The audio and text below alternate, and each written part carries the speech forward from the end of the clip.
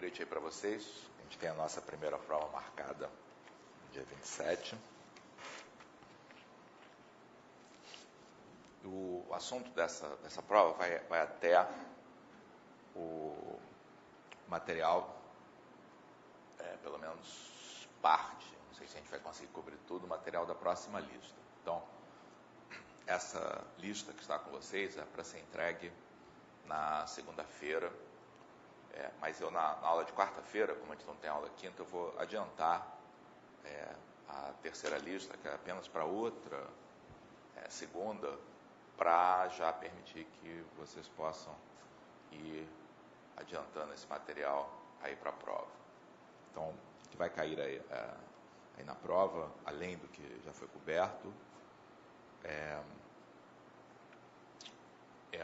a discussão do problema de quantização de imagens, que a gente começa na quarta-feira, conclui na segunda, e vai estar na lista de exercícios já aí para vocês. Bom, então, o que a gente estava falando na aula passada é o processo através do qual toda a discussão que a gente fez sobre núcleos unidimensionais, apesar de à primeira vista parecer que não era o nosso assunto, já que a gente está trabalhando com imagem, mas na verdade isso gera o método que é utilizado para fazer reconstrução no espaço multidimensional. No caso, nos interessa bidimensional, mas é a mesma coisa. Tá? Então, a verdade que a gente tem aqui, tá, é um núcleo. Na lista a gente está usando a notação φ no livro. Nas aulas a gente está utilizando H para o núcleo. Então, o processo é que o que a gente produz aqui é um núcleo bidimensional, que é obtido simplesmente multiplicando os pesos correspondentes aos valores independentes de x e de y. Tá? E aí, dos núcleos bidimensionais, o mais interessante, por ser o mais empregado e por ter uma interpretação geométrica bem instigante, tá? É o núcleo bidimensional, que é produzido a partir de interpolação linear. Tá? Então, se esse núcleo aqui é o núcleo de Bartlett, que é o que produz interpolação linear, esse processo fornece chamada interpolação bilinear, que não é linear.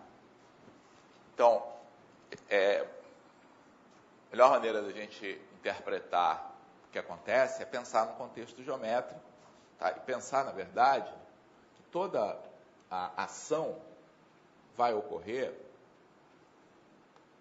Então, se você quer reconstruir, tá, essa função nesse ponto, tá, e o que você tem são os valores nos extremos aqui do intervalo. Então, sem perda de generalidade, né, a gente pode supor, tá, que esse ponto no qual a gente está fazendo essa reconstrução, tá, é um ponto no intervalo do produto cartesiano do intervalo 0,1 por 0,1. Tá? Se tiver num outro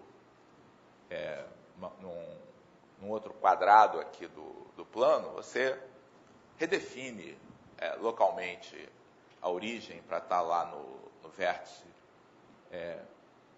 de menores coordenadas, e você vai ter, tá, algo desse tipo. Então, o que eu fizer aqui para esse quadrado 0,1 por 0,1, a gente facilmente generaliza para os demais, Só que no lugar de x e y, como vai aparecer aqui, a gente vai ter x menos i, y menos j, onde i e j são as coordenadas desse ponto.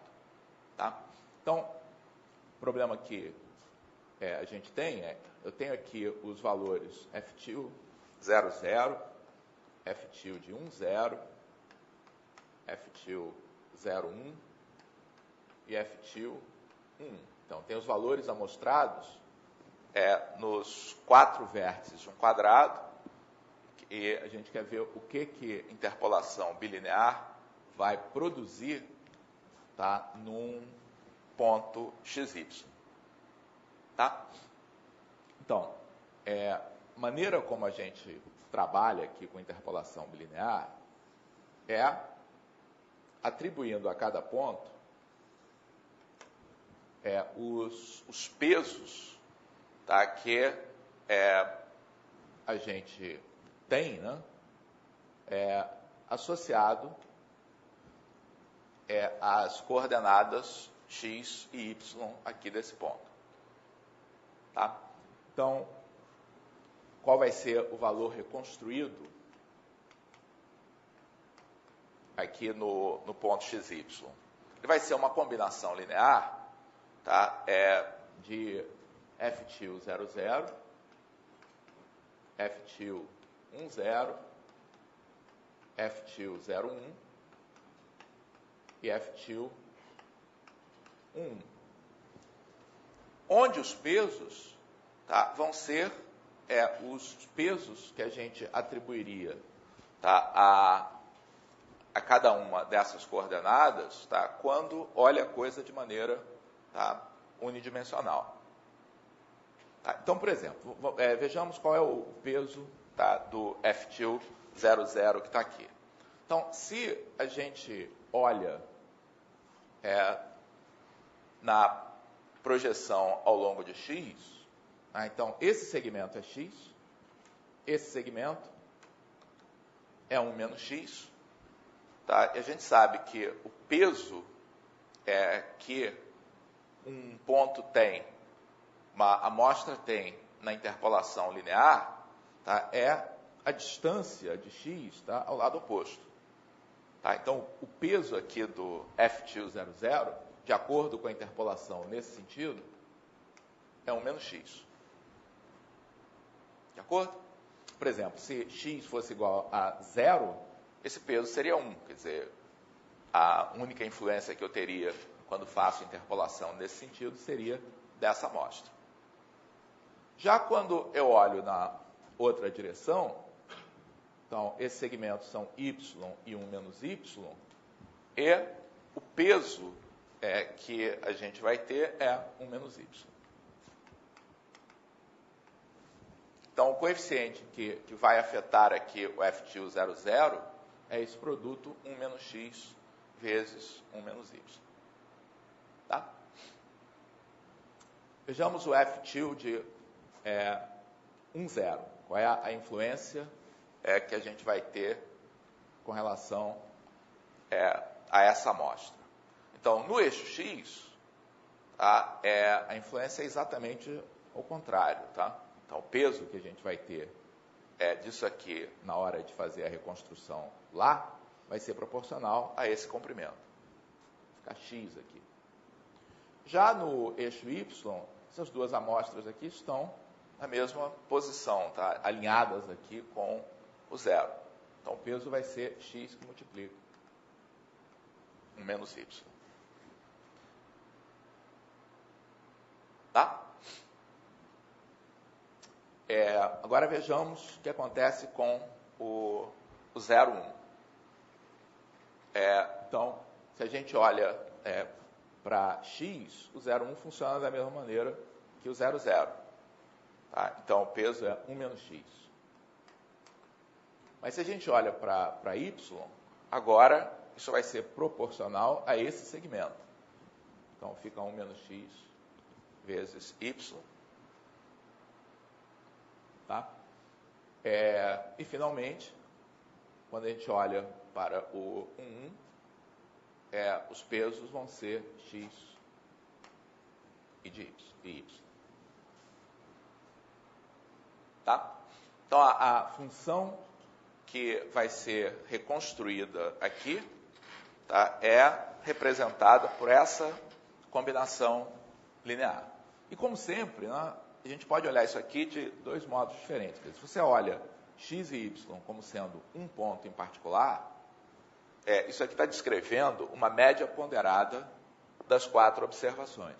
Não é difícil a gente mostrar, por exemplo, que a soma de todos esses pesos aqui é igual a 1. Tem que ser. Nós mostramos essa propriedade lá quando discutimos esse método. Tá? Aqui, ó, uma das propriedades fundamentais é que se você parte de algo que é um núcleo unidimensional, o resultado é algo que é um núcleo adequado bidimensional. Em particular, a soma dos pesos é sempre igual a 1. Então, isso é uma média ponderada. Agora, se você olha ao contrário, tá, pensa agora que você não está reconstruindo num ponto, mas está reconstruindo em todos, o que isso aqui está descrevendo é uma função que é uma combinação linear dessas 4 funções que estão aqui. Da função definida por f de xy igual a 1 menos x, 1 menos y, da função f de xy igual a x, 1 menos y, e assim por diante. Tá? Então, uma coisa interessante isso é uma função linear de x e y? Vocês acham que isso aí é uma função linear de x e y? Claro que não, tem produto aí. Tá? Essa é uma função quadrática, na verdade. Tá? Quer dizer, a superfície que a gente vai obter aqui não é uma superfície linear, não é um plano. Nem podia ser, tá? Porque uma das características aqui dessa superfície é que ela interpola os pontos extremos. Tá? Então, ela passa por esses 4 pontos. Quando você faz, por exemplo, x igual a 0 e y igual a 0, todos esses termos aqui se anulam, certo? E a gente fica apenas com esse, que é o f tilde 0, 0. Claro, não há novidade nenhuma, isso aí é parte aí do que faz isso ser um processo de criar um núcleo de reconstrução. Então, a superfície que a gente obtém passa por esses 4 pontos. E é claro que, em geral, isso não pode ser um plano, porque 4 pontos, em geral, não estão situados no mesmo plano. Então, tinha que ser uma superfície curva. Tá? O nome dessa superfície é um paraboloide hiperbólico. Tá? É uma superfície quádrica, uma superfície do 2º grau, tá? E que a gente consegue entender o jeitão dela, tá? Reescrevendo essa expressão de acordo com o que eu falei na aula passada. Quer dizer, fazer isso que está aqui equivale, tá, a fazer interpolação linear 2 vezes. Tá? E para interpretar as coisas dessa forma, a gente tem que grupar esses termos 2 a 2. E aí você pode grupar de 2 a 2 duas maneiras diferentes. Assim e assim, que vai dar uma interpretação. Ou você pode grupar assim e assim. Vai ter uma outra interpretação. Tá? Vejamos a primeira. Tá? Então, pela primeira interpretação, eu vou juntar essas duas, isso é, vou colocar o 1 menos y em evidência, e aí vou ter 1 menos x f tilde 0, 0, mais x f tilde 1, 0. Depois, nessas duas aqui, eu coloco o y como fator comum, e fico com 1 menos x f tilde 0, 1, mais x f tilde de 1. E agora eu consigo interpretar isso que está aqui e isso que está aqui como resultado de fazer uma interpolação linear, unidimensional. O que significa fazer 1 menos x f tilde 0, 0 mais x f tilde 1, 0? Significa fazer uma interpolação linear ao longo dessa face, essa parede aqui. Então, o resultado dessa conta que está ali dentro de colchetes é essa ordenada aqui. É o valor reconstruído utilizando interpolação linear nesse ponto dessa lateral. Tá? valor obtido aqui é a mesma coisa, só que feito com f tilde 0,1 e f tilde 1, tá? Que significa fazer interpolação linear na face de trás.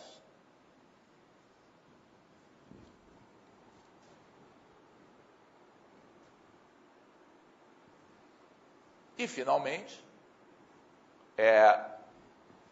1 menos y vezes esse valor, mais y vezes esse valor, tá? Corresponde a fazer outra interpolação linear com os dois valores obtidos nas interpolações lineares anteriores. Ou seja, isso que está aqui é uma interpolação linear iterada. Você faz duas vezes uma interpolação linear. Então, o resultado tudo se passa como se você unisse esses dois pontos e aí tomasse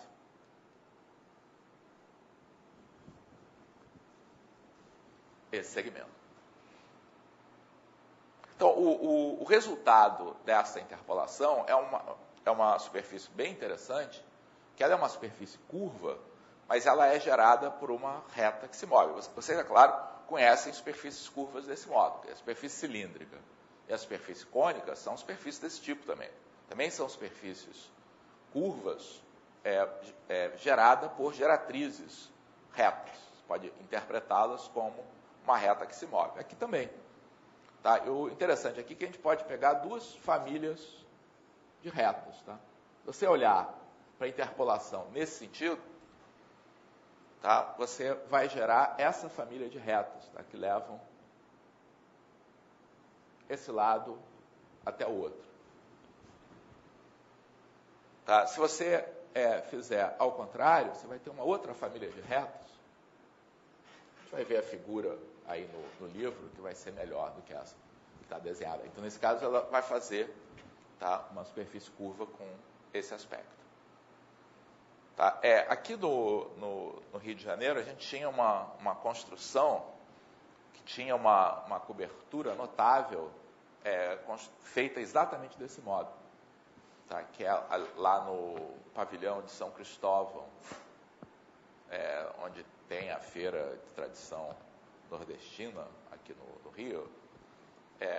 Infelizmente, eles não conseguiram manter essa cobertura. Hoje em dia não tem cobertura nenhuma, mas no passado, tá, ela tinha uma cobertura que era feita exatamente desse modo. Os tirantes que geravam uma superfície que era exatamente um paraboloide hiperbólico parecido com esse que está aqui.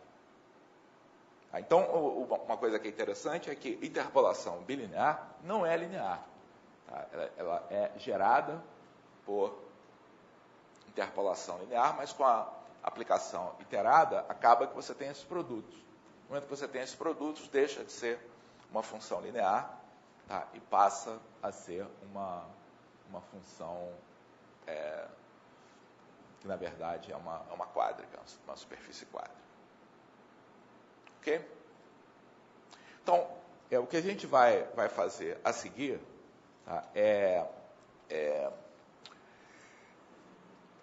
levar essa discussão, tá, para a prática.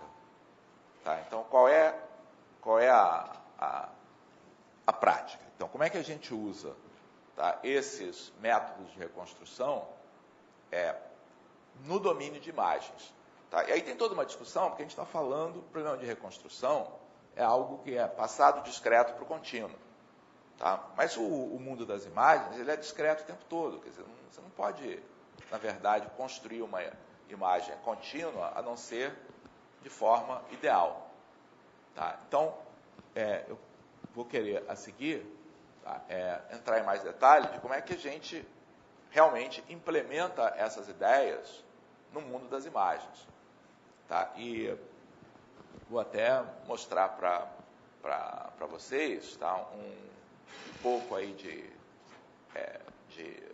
código, tá, que vai permitir para quem quiser brincar um pouco com essas ideias, tá, poder fazer experimentos e ver o que ocorre.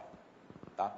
Mas, antes disso, só para fechar o assunto, tá, vamos dar uma olhada em algumas imagens aí do livro que vão ilustrar melhor alguns desses desenhos aí que eu fiz.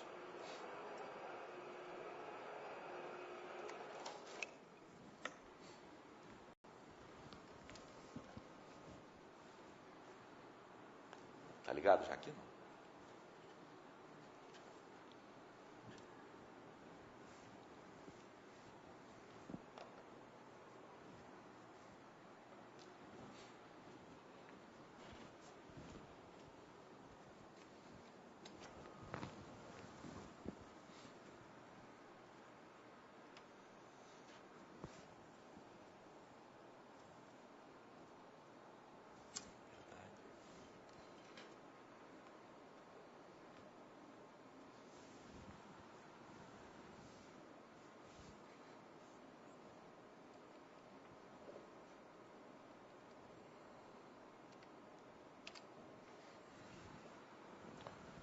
Inicialmente,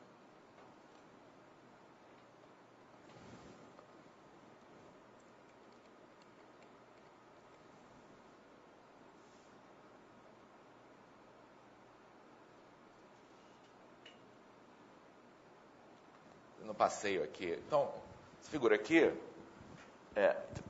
está relacionada com esse desenho que eu acabei de fazer, tá? Então, no momento em que você tem uma imagem em tons de cinza, conceitualmente, isso é a mesma coisa que você trabalhar com uma superfície do espaço tridimensional.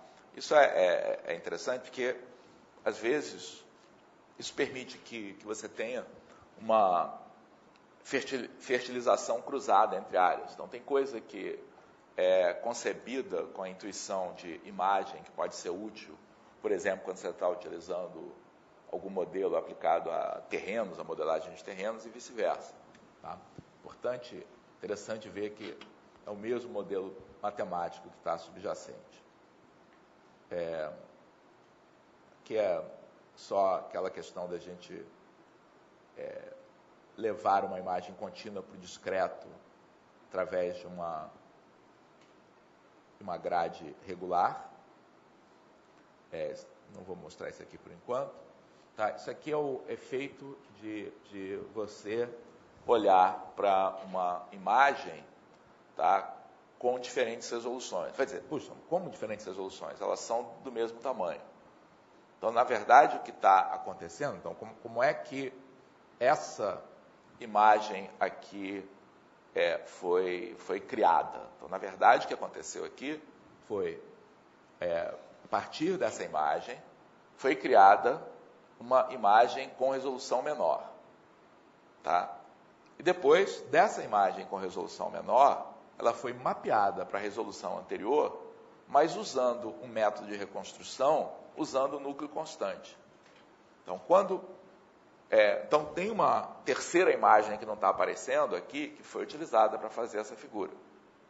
Tá? Você primeiro gerou uma imagem realmente com resolução menor, tá? E a partir dessa imagem com resolução menor, você voltou à resolução anterior, tá? Mas usando um núcleo de reconstrução, tá? Que nesse caso, propositalmente, foi empregado um núcleo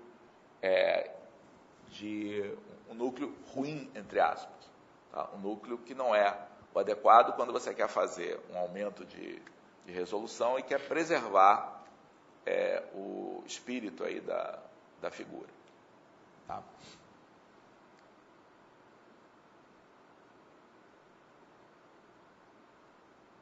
Aqui os núcleos de reconstrução, a cara dos núcleos de reconstrução unidimensionais, que a gente já tinha visto, e a cara desses núcleos bidimensionais. Então, não tem surpresa nem aqui, mas às vezes as pessoas ficam surpresas de que o núcleo bidimensional não é uma pirâmide, tá? Você partiu de um triângulo, mas o resultado não é uma pirâmide. Não pode ser. Então, uma pirâmide seria linear por partes. Tá? E essa função que a gente tem não é linear. Tá? Ela é curva. Então, essa superfície que é formada aqui tem uma curvatura. E essa curvatura é que vai aparecer lá quando você reconstrói a superfície.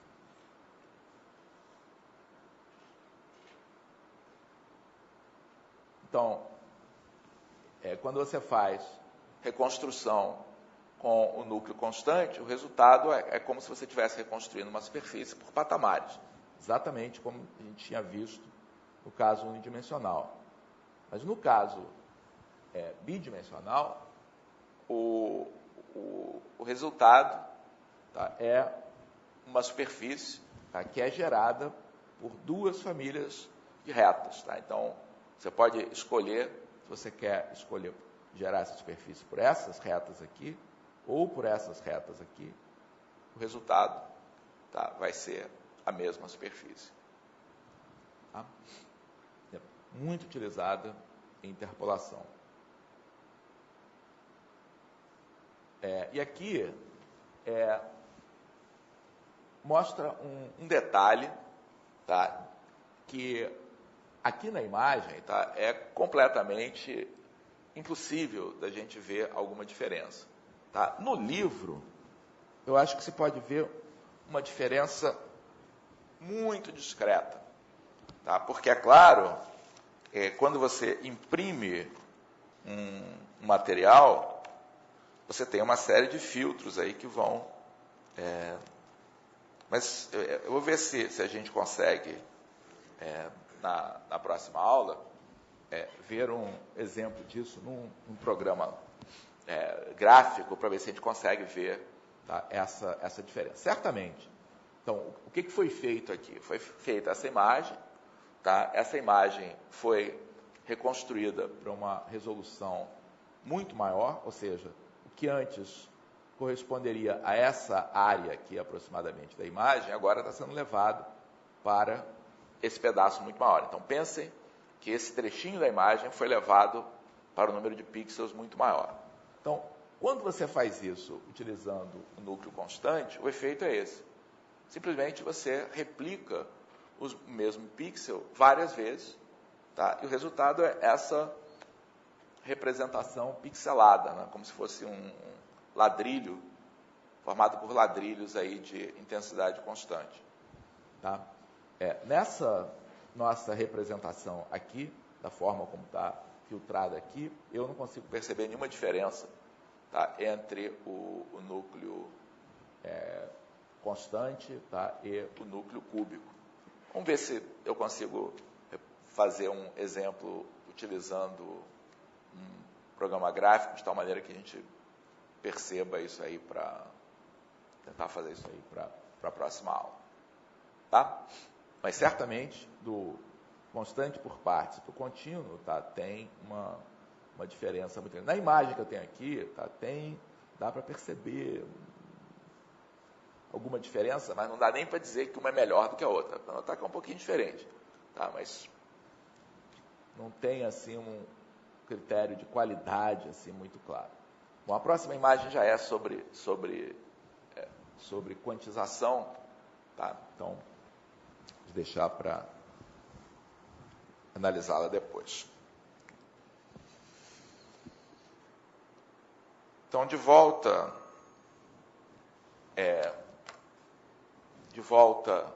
aqui ao nosso problema, depois a gente volta lá para...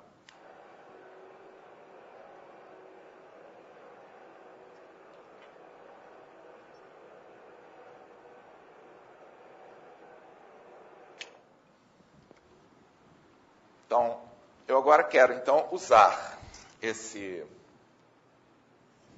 essa nossa metodologia, tá, para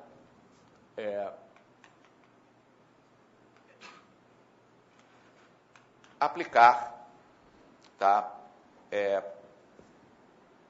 para o que nos motivou. Tá?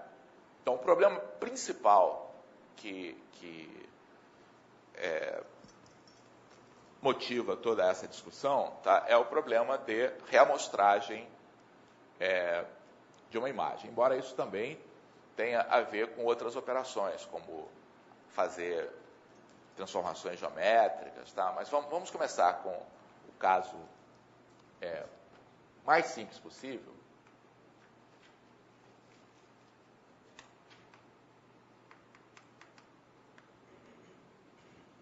Que é o caso de uma imagem, tá, que só tem uma linha. Tá?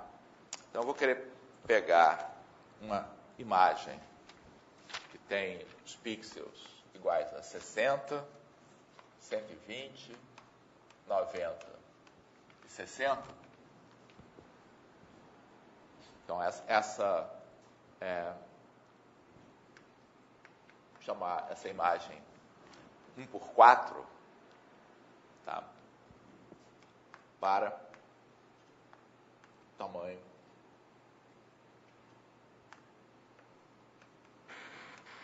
1x5.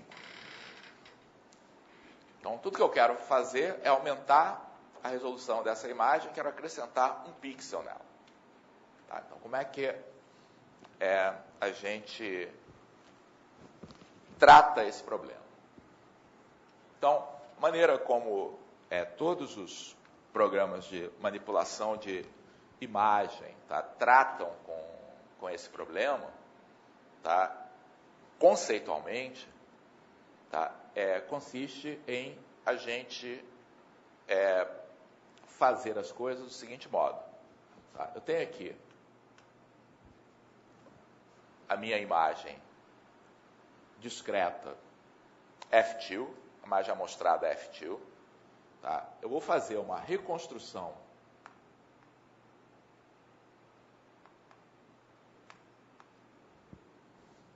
então essa F2 que está aqui, ela está definida aí é uma questão de custo aqui, como é que você vai designar essas coordenadas. Eu vou, por enquanto pelo menos, chamar isso aqui de 1, 2, 3, 4 em R. A partir daqui, eu vou construir, na verdade, tá, uma função f de R em R. Pensar numa função f de R em R. E aí eu vou fazer uma amostragem para chegar em uma função que eu vou chamar de f2x, que vai ser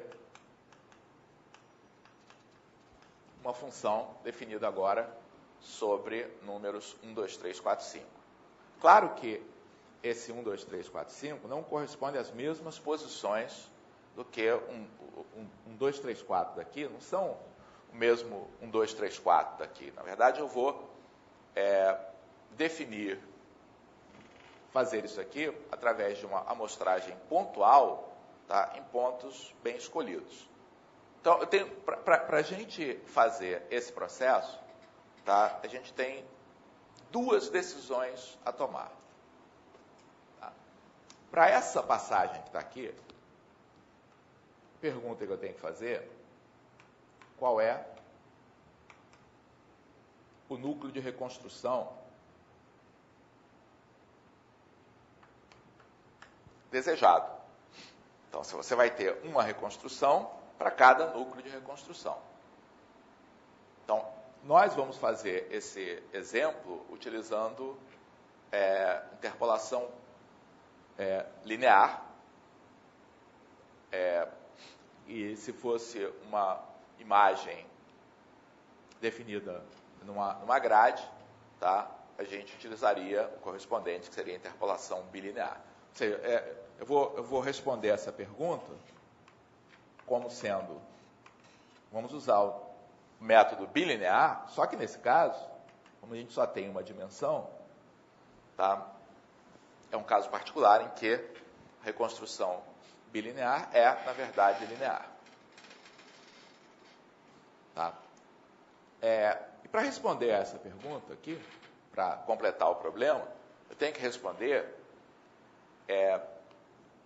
tenho que decidir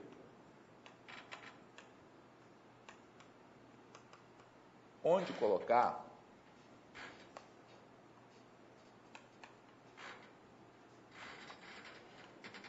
então, como eu disse a vocês, a gente vai colocar toda a complexidade do processo no núcleo de reconstrução. Tá? A amostragem vai ser feita pontualmente. Tá? Mas eu tenho que decidir onde que esses novos pontos de amostragem vão estar tá, em relação aos pontos originais. Tá? Então, fazendo aqui uma ilustração aqui do problema, originalmente, eu posso pensar que eu tenho uma função que foi amostrada aqui nesses 4 pontos. 1, 2, 3, 4. Tá? Eu vou reconstruir essa função, tá, conceitualmente para reta. Tá? Você vai dizer, puxa, mas como é que você vai reconstruir para fora desse intervalo? A gente vai ter que tomar algumas decisões também sobre como fazer isso. Mas dependendo de como a gente coloca esses pontos de reconstrução, isso pode não ser necessário.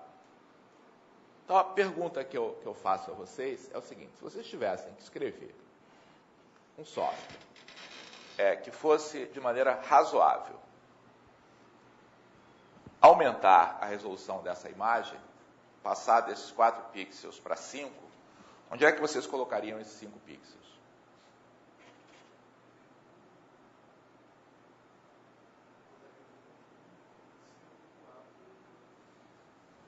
Então, uma proposta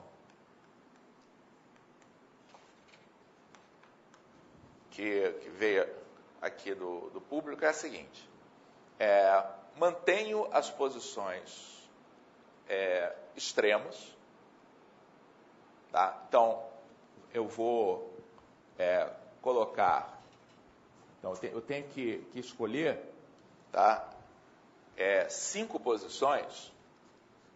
Então, vamos representar essas posições de amostragem por x1, x2, x3, x4, x5. Então, uma possibilidade é a gente fazer x1 coincidir com 1, x5 coincidir com 4. Tá? E aí faltam quantos pontos intermediários? 3 pontos, que são obtidos pegando esse intervalo aqui e dividindo em 4 partes iguais. Então, essa solução corresponde a fazer isso aqui. Né? Você pega o intervalo original, divide em 4 partes iguais, e aí o x1 vai ser igual a 1, o x2 vai estar na posição 3/4, o x3, 3/4 não, vai estar em 1 mais 3/4, certo? Portanto, vai estar na posição 7/4. O x3 vai estar bem no meio do intervalo, no 2,5. Tá? O x4 vai estar a 3/4 do 4. Então, vai ser 4 menos 3/4, que vai ser 13/4. E o x5 é igual a 4. Tá? Então, os pontos de amostragem que a gente vai criar, tá, vão estar distribuídos desse modo.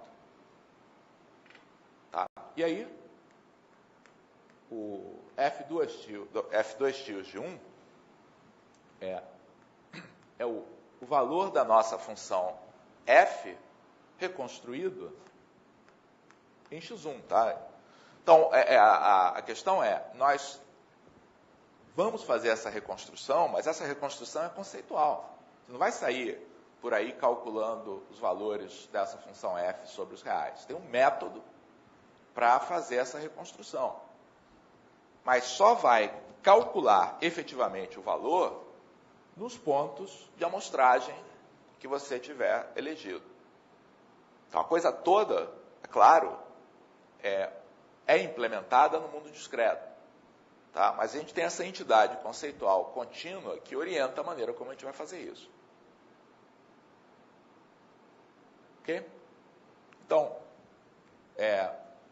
o primeiro valor, que é o f de x1, como esse f1 coincide aqui com a posição do ponto original de amostragem, tá? Esse valor vai ser igual a 60. Né? Então, isso aqui é o f tilde 1, que é igual a 60.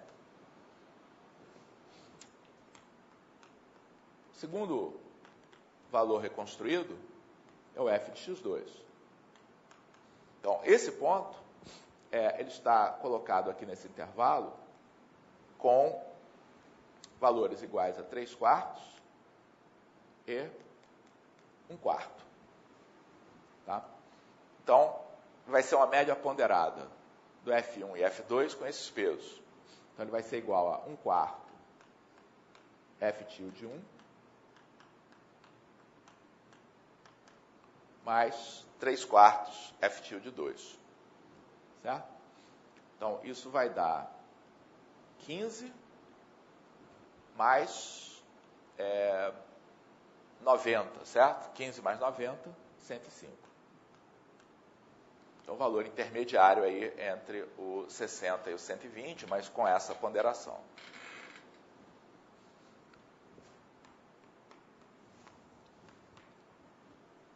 O F3, que é o F de x3, bom, x3 é um ponto muito fácil, porque ele está bem no meio aqui do intervalo 2, 3. Então, é simplesmente a média aritmética dessas observações. Assim, então, 1/2 de F tilde 1 mais F tilde 2 mais 1/2 de F tilde 3. Média aritmética de 120 com 90, que vai dar 105 também, não?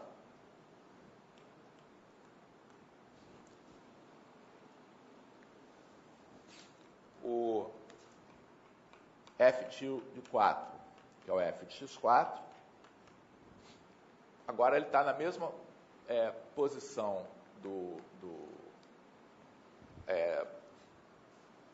F2, mas entre 3 e 4, mais próximo do 3. Então, vai ser 3/4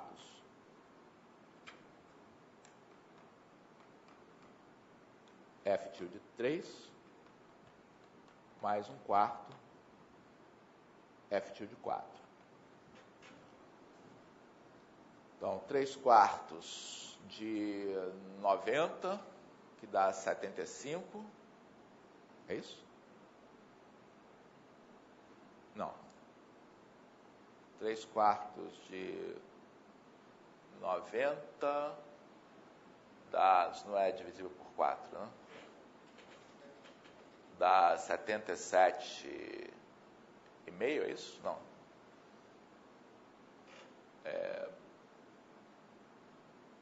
67,5, não? 67,5 mais 1/4 de 60, 15. Tá? Isso vai dar 67,5 mais 15, dá 82,5, se não me engano. Que aí, naturalmente, teria que arredondar aí para cima ou para baixo. E, finalmente, o F tilde 5, que é o F de x5, é o F tilde 4, que é igual a 60.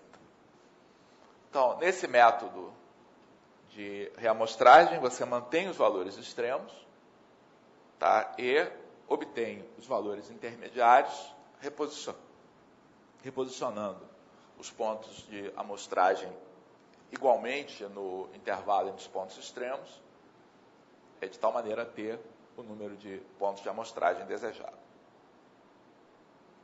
Ok? Vários autores aí de sistemas gráficos fazem isso. Tá? Então, não sei se aqueles de vocês que conhecem, por exemplo, software chamado Paint Shop, que atualmente é distribuído pela Corel, tá? Ele faz exatamente isso na reconstrução de imagens. Tá? Mas esse não é o método mais usado. Ele é usado, mas não é o mais usado.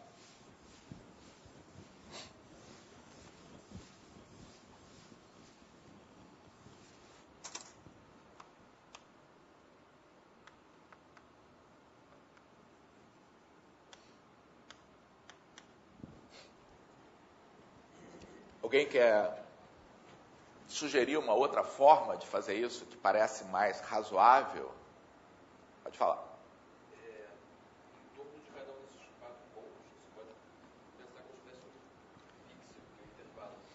O primeiro vai de meio até 3 meios, o segundo de 3 meios até 5 meios.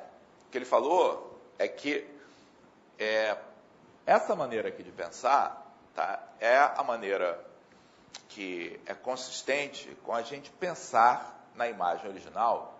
Por exemplo, suponhamos que essa seja uma imagem capturada por uma câmera digital. Então, o que a gente fez foi raciocinar que a imagem original, tá, tinha sido obtida via uma amostragem pontual. Que cada ponto, tá, correspondesse, tá, a um ponto em que a câmera foi lá e indagou qual era o valor. Só que a gente sabe que não é bem assim que uma câmera funciona. Tá? Uma câmera, quando captura um valor, ela não está medindo a cor exatamente naquele ponto, tá? Não está medindo a intensidade exatamente naquele ponto, mas está medindo uma intensidade em toda a região correspondente ao tamanho do sensor. Quer dizer, o sensor lá do fundo da câmera, por menor que seja, tá? Ele tem uma certa extensão. Tá? Então, a gente pensando desse modo, a região, vou refazer aqui a minha figura,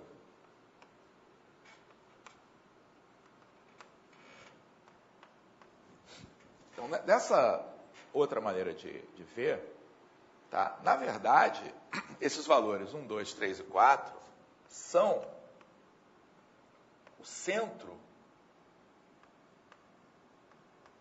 dos pixels associados. Tá? Ou seja, os pixels estão aqui. Ó.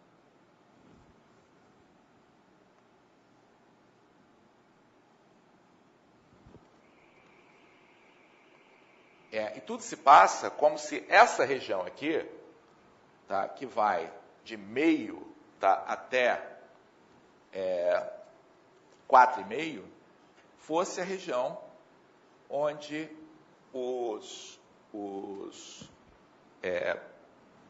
a luz tá sendo capturada nesse sensor. Tá? Então, essa região que está aqui corresponde lá ao filme, tá? Corresponde lá à superfície sensível. Então, essa abordagem, essa outra abordagem que a gente vai fazer, que ela vai considerar, tá, é que esse pedaço que deve ser dividido em 5 partes. Tá, você pega o mesmo tamanho aqui do filme original, tá, e agora divide, tá, esse pedaço, tá, em 5 partes, tá, e posiciona os pontos de amostragem no centro de cada uma dessas 5 partes. Então, vou pegar isso aqui, vou dividir em 5 partes.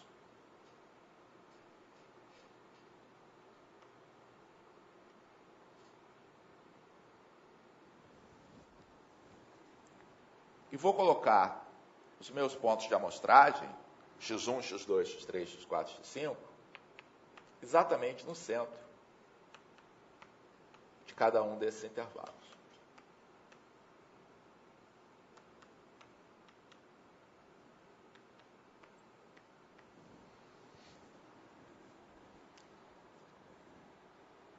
Tá? Então, a conta fica um pouco mais complicada, né? Então, qual é? Antes era muito fácil achar onde é que esses pontos estão. Tá? Agora eu vou ter um esforço um pouco maior. Então, na solução anterior, o deslocamento aqui entre um ponto de amostragem e o próximo era de 3/4, tá? Esses pontos se sucediam a cada 3/4 de unidade. Tá? Agora, esse deslocamento, tá, entre esse ΔX aqui, tá, vai ser de que tamanho? Então, o segmento inteiro que a gente tem comprimento 4. Tá? Então, esse ΔX que está aqui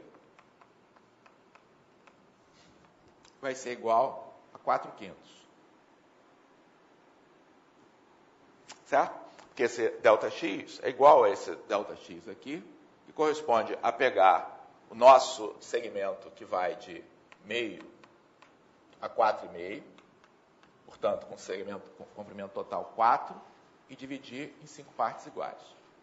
Tá? Então, o incremento entre cada ponto de amostragem e o próximo, tá, é igual a 4/5, tá, ou 0,8. Agora, qual é a posição do X1? Então, o X1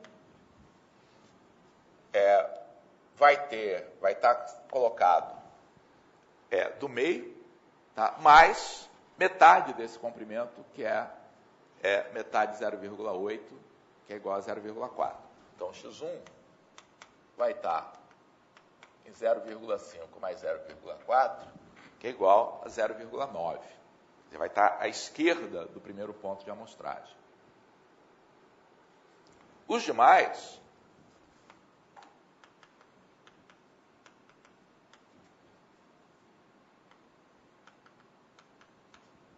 vão estar sempre deslocados 0,8. Note que o X3, conforme não podia deixar de ser, vai estar exatamente no meio entre 2 e 3. A amostra central está sempre aqui no meio.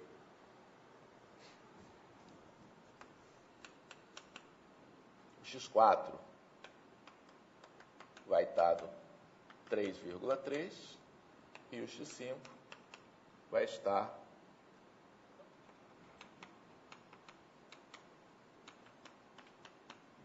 no 4,1. Okay? Então, a posição desses novos pontos de amostragem, tá, um fica logo antes do primeiro, outro fica chegando lá no 2, outro fica bem no meio, outro fica logo depois do 3, outro fica passando aqui do 4. Photoshop, por exemplo, faz reamostragem desse modo. Tá? Ele calcula a posição dos pontos de amostragem usando essa lógica. Qual que está certo, qual que está errado? Não é uma questão de matemática, tá? É uma questão de engenharia aqui, quer dizer, é uma questão de como é que você está modelando, tá, o problema. Eu gosto mais dessa solução, porque ela é mais condizente com a forma de aquisição, tá, das imagens. Mas ela tem uma desvantagem.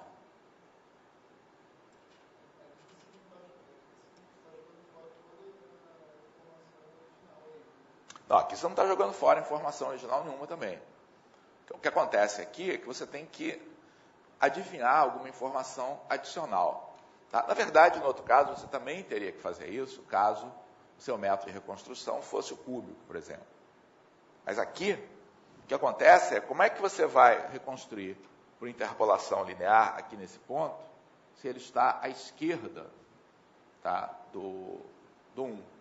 Então, aí tem outra decisão de projeto. Tá? Você tem que definir, tá, como é que o que você vai fazer com essa informação que falta. E aí, diferentes programas fazem isso de maneiras diferentes também. Então, vocês usarem programas diferentes para aplicar certas transformações na imagem, reamostragem, rotação, etc., vocês vão ver que o resultado, embora perceptualmente seja bastante compatível, se for lá olhar os detalhes, olhar os pixels, o resultado não é exatamente o mesmo, porque tem uma série de decisões aí para a gente tomar. Tá, então, o nosso processo de reconstrução, né, vai depender, além da informação que a gente tem aqui, aqui, aqui e aqui, eu vou precisar, para fazer essa reconstrução, fazer alguma coisa com 0, fazer alguma coisa com 5. Então, o que vocês querem fazer com 0? Vou botar que valor aqui? Na verdade, tem várias coisas razoáveis aqui para a gente fazer. Uma possibilidade é extrapolar, pegar o mesmo valor que eu tenho no ponto vizinho. Essa é uma possibilidade. Outras possibilidades. Extrapolar a função linear. Nossa, é complexo. E, no caso bidimensional, não sei bem como é que eu vou fazer. Não é tão simples. Até pode, tá? Mas isso acho que ninguém faz, não. Uma possibilidade, que é feita muitas vezes, é replicar o valor. Então, supor que quando você amostra e chegou na borda, tá, que os valores continuam. Outra solução, uma solução bem preguiçosa, que é, não tem informação, é 0. Supor que você tem 0. Outra informação razoável é interpolar pelo valor médio, por exemplo. Pega a imagem, vê qual é a média em toda a imagem e usa, no caso de imagem multicolorida, usa essa média em cada canal, tá? E usa essa média para extrapolar. Tá? Mais uma vez, o que é certo? Não tem certo, porque essa é uma informação que você não tem. Tá? Não tem, está perdida para sempre, você nunca vai saber o que tinha lá no pedacinho que a câmera não capturou, tá? E, portanto, você tem que fazer algum tipo de adivinhação para poder utilizar esse método. Então, tem prós e contras, né? Então, se você usa esse método que é mais razoável aqui para posicionar os pontos, em compensação, você tem mais efeito de borda, caso o seu método de reconstrução exija algum ponto lateral. Volto a dizer, você teria que fazer isso de qualquer maneira aqui, se o método de reconstrução fosse cúbico. Se o método fosse cúbico, na hora de você reconstruir esse ponto, você precisaria também do ponto mais para cá. Tá? Então, não é que isso aqui evite o problema. Evita na interpolação linear. Mas o problema e por isso que eu preferi, quando a gente começou essa história, né, começar com a nossa amostra definida para todos os inteiros. Tá? Quando essa amostra está definida para todos os inteiros, a gente não tem que se preocupar com essas coisas desagradáveis, tá, de conjuntos finitos, tá, do que acontece na borda. Tá? Mas na vida real, a gente tem que tomar decisões. Então, eu vou adotar, tá, essa postura de que a gente vai estender com o valor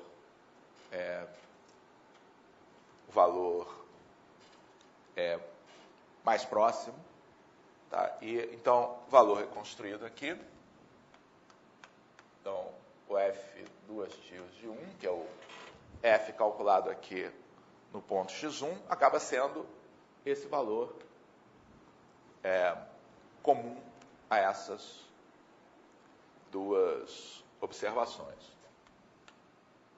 O F tilde 2 é o valor reconstruído no 1,7.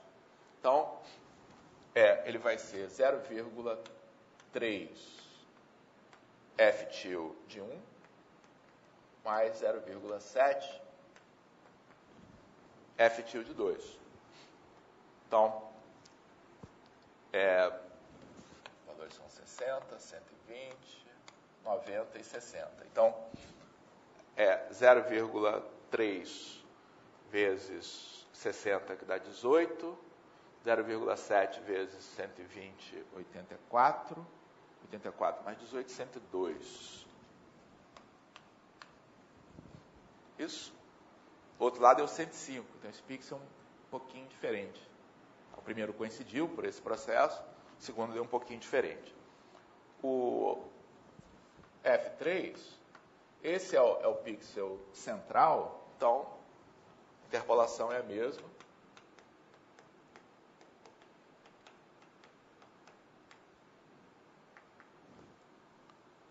E o valor, portanto, é 105.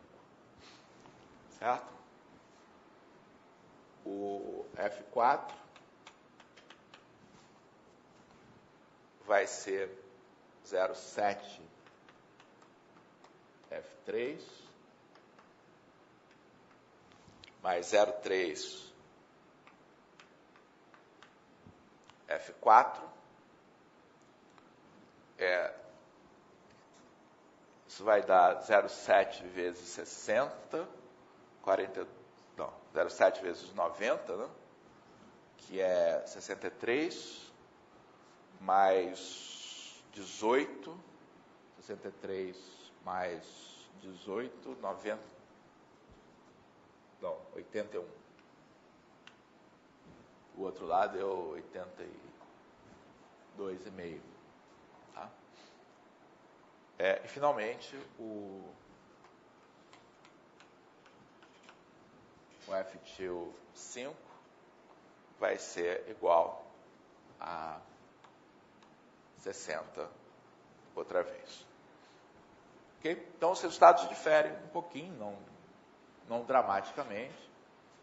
Do ponto de vista perceptual, qualquer um dos métodos dá um resultado satisfatório. Tá? A única alteração aí que às vezes a gente consegue perceber na borda, mas uma imagem grande, tá? Essa diferença aí é mínima, tá? É irrisória. Ok? Claro que se a gente estivesse falando de uma imagem que não fosse unitária numa direção, não tivesse tamanho 1 numa direção, claro que a gente faria isso aqui em cada direção, tá? E aplicaria esse processo. Tá? Então, deixa eu aproveitar. Então, vamos voltar aqui para mostrar a vocês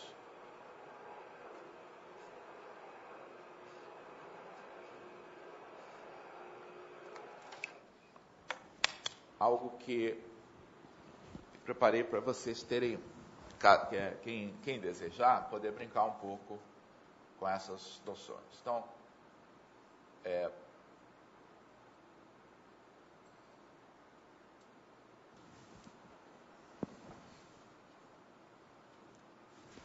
acho que eu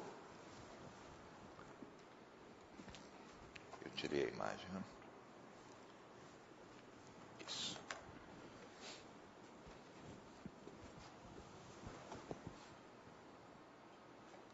Então, na lista de materiais, existe uma biblioteca escrita em Lua que permite que vocês possam brincar um pouco, tá, com essas rotinas, com essas funções que são capazes de fazer reamostragem de uma imagem. Quer dizer, isso foi feito em Lua porque Lua é uma linguagem extremamente transportável. Então, você consegue colocar um executável que roda, que você consegue transportar facilmente num pendrive, tem menos de 1 mega esse executável, você consegue, na verdade, executar sem precisar instalar. Então, torna conveniente aí para a gente utilizar. Deixa eu entrar aqui na versão já expandida.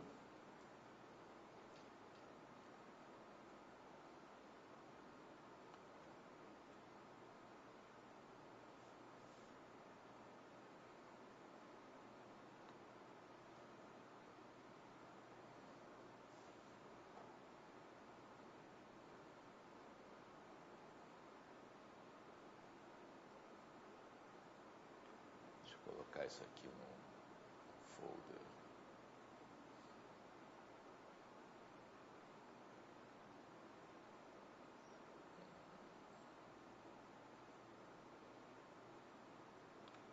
Se eu achar onde é que está isso.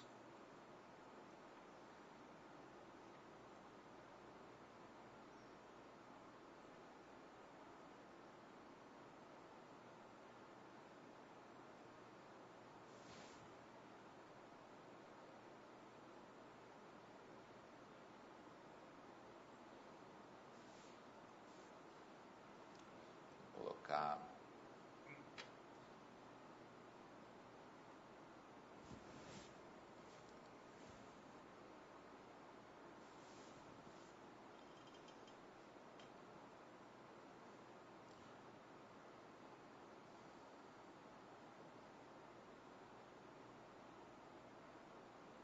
Vou baixar isso pela própria página.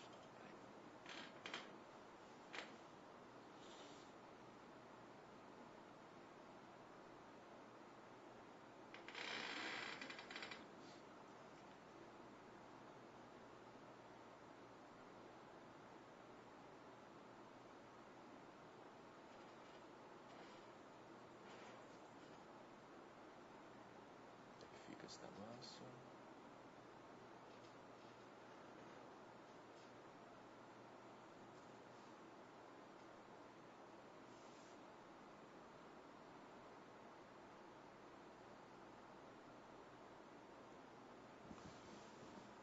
Muito bem. Então, essa biblioteca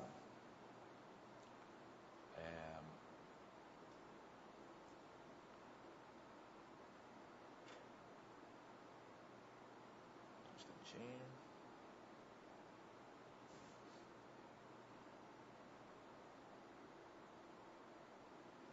Então, essa biblioteca ela é escrita, tá, na linguagem Lua. Ninguém vai precisar aprender Lua, isso é algo completamente opcional. Tá? Quem quiser fazer alguma coisa aí de programação, pode brincar com isso. Em particular, pode, se quiser, fazer algumas coisas da lista, tá? Utilizando, tá, essa biblioteca. Tá?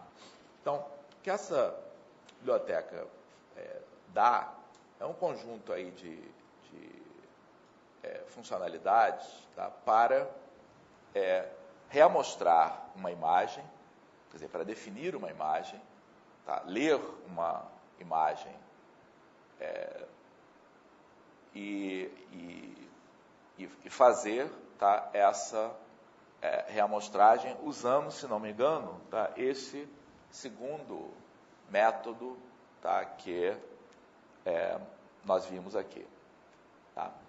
Então, vou executar o programa.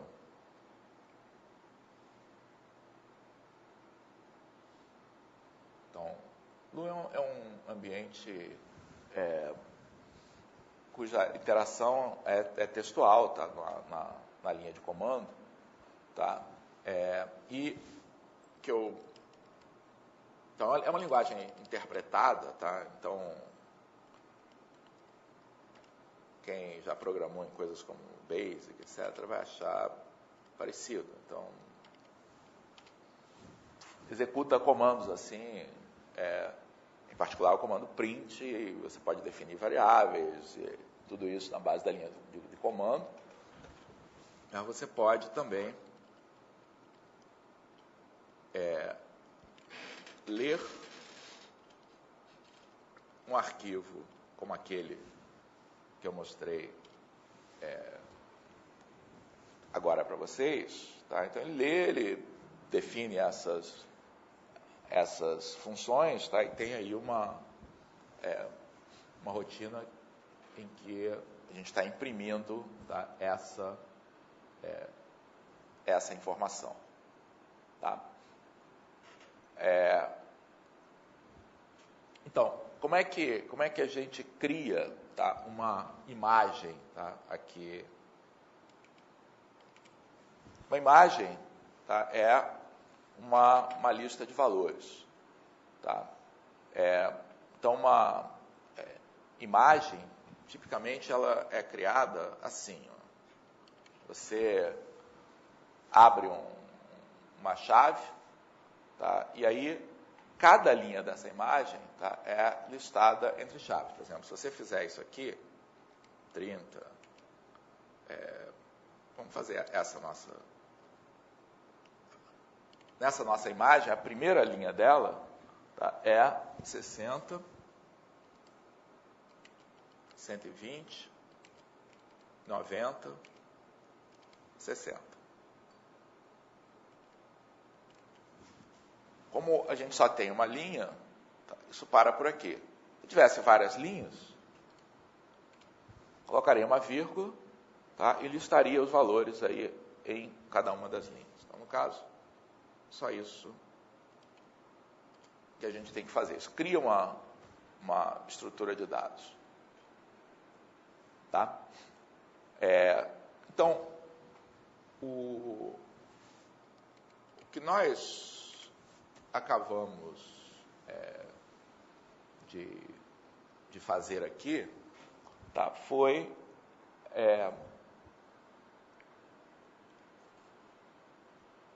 correspondente, tá, o que a gente fez aqui na mão, tá, foi correspondente a chamar essa função reamostre.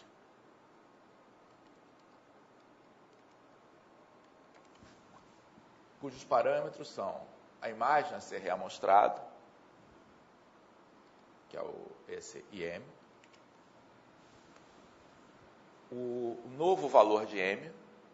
Então, o novo valor de M M é o número de linhas, N é o número de colunas. Então, o M continua sendo 1. Tá? O novo valor de N, que é o 5. Tá? E o núcleo de reamostragem. Então, aqui tem implementado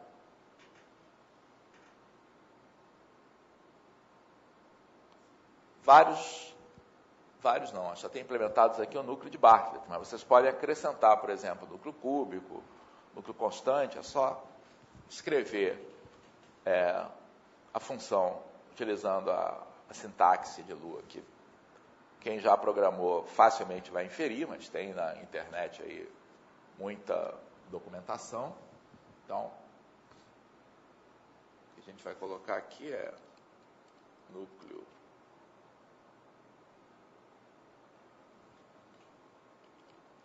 de Bartlett. E pronto. Espero que esteja certo. E aí eu tenho uma função aqui, que é essa.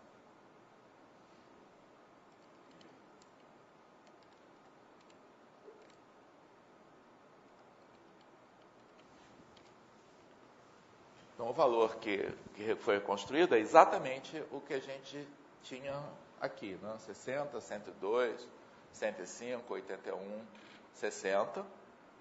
Tá? Então, essa rotina que está aqui corresponde exatamente a essa forma, tá, de fazer reconstrução. Então, onde é que estão esses elementos? Os elementos estão aqui. Na maneira como você vai localizar os pontos de amostragem, tá? E na maneira como você vai aplicar o núcleo de reconstrução. tá? Então, quem quiser explorar um pouco isso, fica aqui o convite a vocês, tá? E dá para fazer isso com imagens reais, tá? Então, novamente aqui na página, a gente tem a imagem característica, tá, da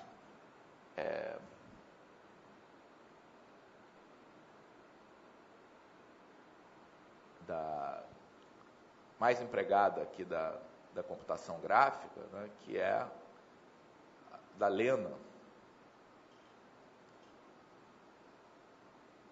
que aqui está num formato PGM. Tá? Tem um programa para visualização que eu vou copiar para... Não sei se já está lá.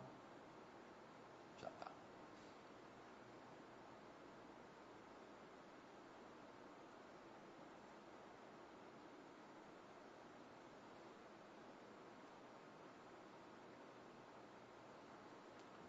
O programa de domínio público também é para visualização. Então,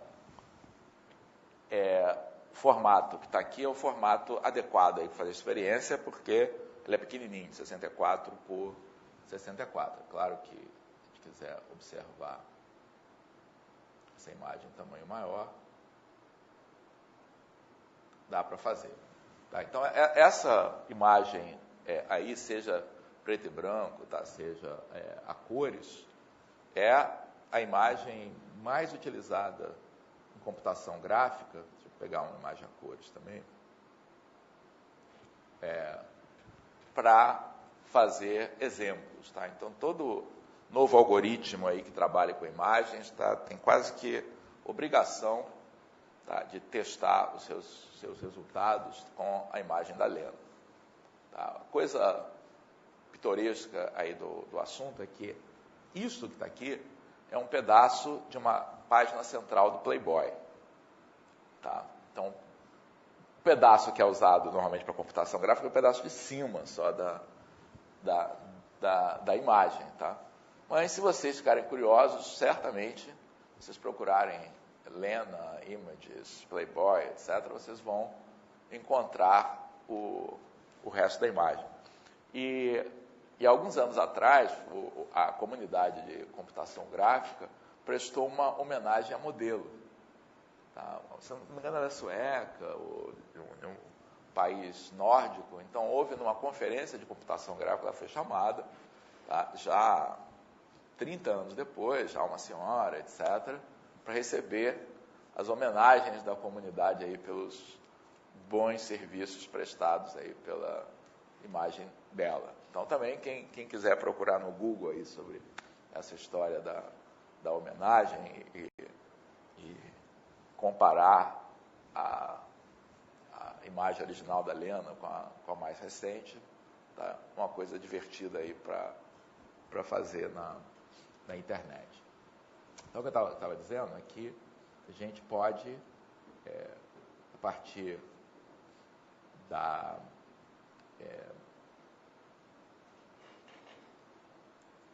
do nosso programa, tá? Ler, tá? Imagens em formato PGM. Então, eu posso refazer esse meu processo.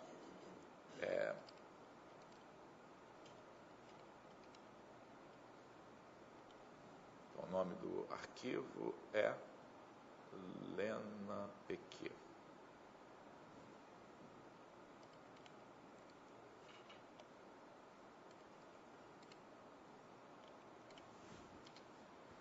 Então, isso leu esse arquivo. Então, o arquivo é isso, tá? Então, o arquivo, tá, é uma matriz de 64 por 64 números. Tá? Então, quando você manipula uma imagem, o que você tem são números, tá? Que são de 0 a 255, descrevendo a intensidade de cinza, tá, que a gente tem na imagem. Tá? Então, a gente pode refazer nosso nosso procedimento de amostragem, eu vou pegar essa imagem e aumentar a resolução dela. Tá? Não vou aumentar muito, porque senão vai demorar. Digamos que aumente para 80 para 80, tá? Usando, como antes, o núcleo de Bartlett, que é o único que está programado aqui. Mas vocês podem, por exemplo, programar outros núcleos de reconstrução, justamente para tentar ver qual é a diferença entre esse procedimento. Isso, agora, como o Lua é uma linguagem interpretada, tá, demora um tempinho aí para processar, tá, todos os pixels. Tá? Por isso que a imagem que está aí está pequena, porque senão vai demorar a beça. Tá? Talvez mesmo isso demore a beça.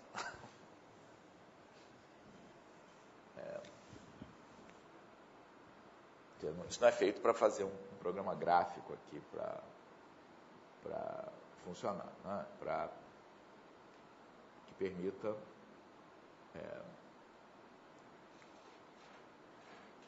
ver se a gente está fazendo a coisa certa. Tá, acabou. Tá. E aí a gente pode fazer o caminho inverso, tá? Eu posso escrever essa imagem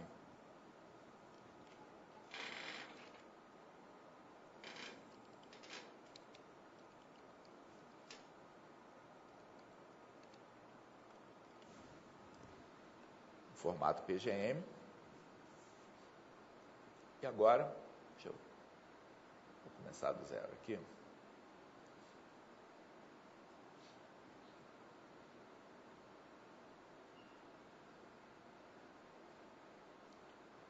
Que abrir programas diferentes para cada um deles. Então, o que a gente fez foi isso. Tá? Pegou uma imagem que era 64 por 64, tá? E aumentou a resolução, tá? Para uma imagem 80 por 80. Tá? E a ideia do núcleo de reconstrução contínua é a gente fazer esse aumento sem ter uma perda séria, tá, de qualidade aqui nesse resultado. Tá? Então, vocês estão convidados aí a explorar, tá, esse ambiente. Tá? Não é obrigatório, ninguém vai exigir que vocês saibam programar, etc. Mas, caso tenham interesse, tá, estão convidados a fazer isso. Tá? Eu vou aproveitar, tá, esses minutos aí que a gente tem para começar a falar no último tópico que a gente vai abordar para a prova.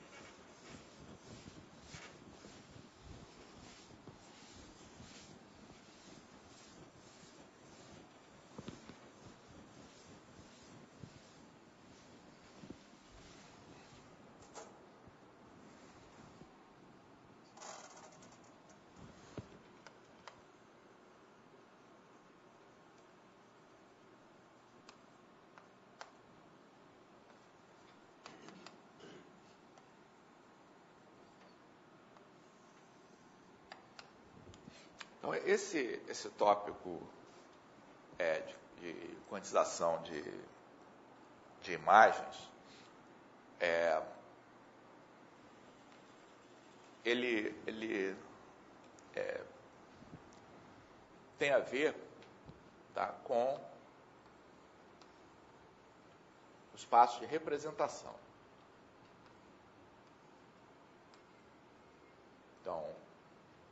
os outros mundos aqui que a gente tem não são relevantes, tão relevantes. Bom, implementação um pouco, tá? Mas ele se centra aqui, tá? No espaço da representação. Então, uma imagem, a gente sabe que é representada por uma função que eu vou chamar de f-til, tá? Que é definida um produto cartesiano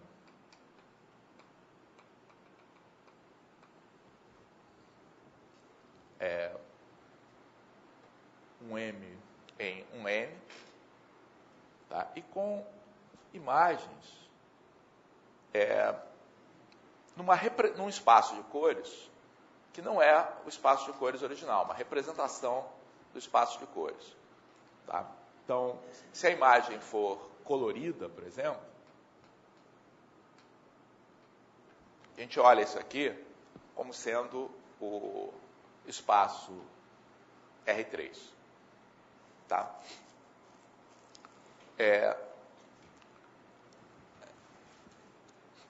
Nos primórdios aí da computação gráfica,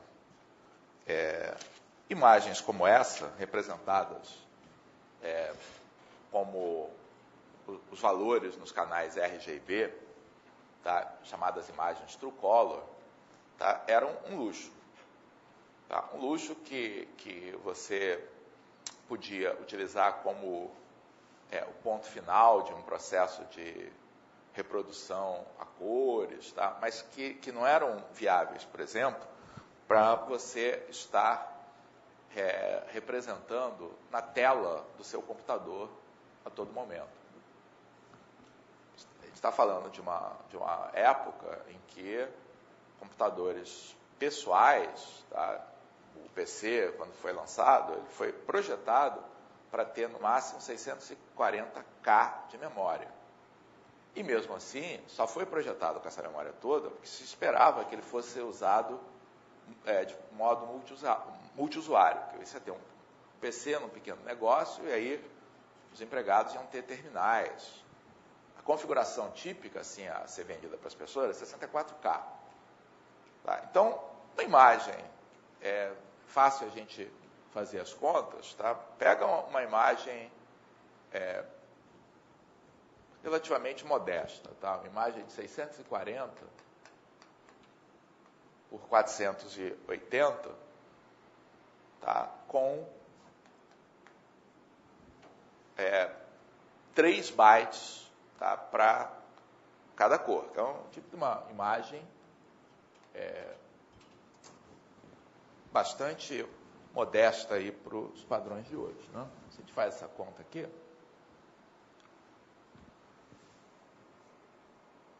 640 vezes 480 vezes 3, 921.600.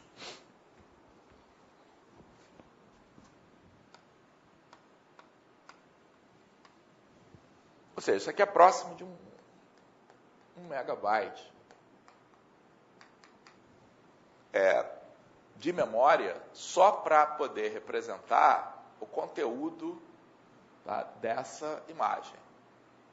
E a gente está falando na época de computadores que os de luxo tinham 640K, tá, para toda a memória do computador. Então, é possível você poder representar isso aí o tempo todo. Tá? Então, na época, se discutiu bastante sobre formas compatíveis com o estado atual da tecnologia de representar imagens. Tá? É claro que com a evolução dos computadores, isso é brincadeira, né? Imagem de 1 megabyte aí é algo que você rotineiramente